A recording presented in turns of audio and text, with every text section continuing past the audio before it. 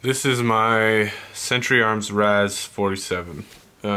Some of you may have seen a video that I posted on the range of this gun melting down.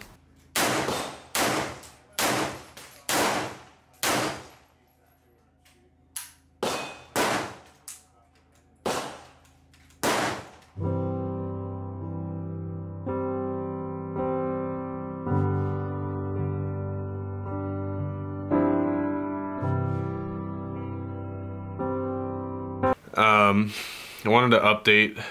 I've gotten a lot of weird comments of people being angry that I even own this gun, which is kind of funny. But I wanted to kind of, on the range, I didn't really have a chance to really look at what happened and why it was melting down. But basically the bolt locked up and bulged out the receiver here and all kinds of stuff. So I want to kind of give you a little bit closer look at what happened and why. I finally figured out that, well, not finally, it was pretty easy to figure out once I got it all taken apart, but the bolt here mushroomed out really bad. So the bolt was unable to turn past this point here, and I can't even get it out now. So this is pretty much junk. I'd have to shave this down to get it out, and even then it's like, what's the point? You can see the piston has some pretty gnarly marring, a little bit of mushrooming. The back of the carrier here has some pretty gnarly mushrooming here and here. And this thing only has probably 1,500 rounds through it. This is a low serial number. It's in the low 9,000s. I didn't contact Century because I have another AK. I have a Wasser 10 that is much better than this one, and I honestly don't really care about getting a replacement of this because the receiver here is bulged out. It's basically a giant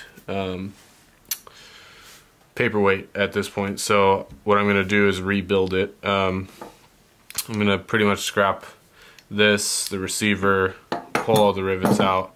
I bought a 80% Polish receiver, and I'm pretty much going to take everything apart, take all the usable parts, and rebuild this gun. Yeah, if you have a Century Arms RAS47, make sure your serial number's way up above the 40,000s, and after that point, I think they started heat treating these. So you're not getting as much of the mushrooming in the bolt carrier, but even then it's still kind of a gamble. So I mean, obviously I just advise to stay away from this gun, and just buy a Wasser 10. It's around the same price range and a much better gun. But this was going to be kind of my beginner platform. This was the first AK platform gun that I bought, and it was going to be kind of my, get started in AKs, and it did that for me. So, I mean, it served its purpose. Kind of sad that I didn't even get to 2,000 rounds on it, but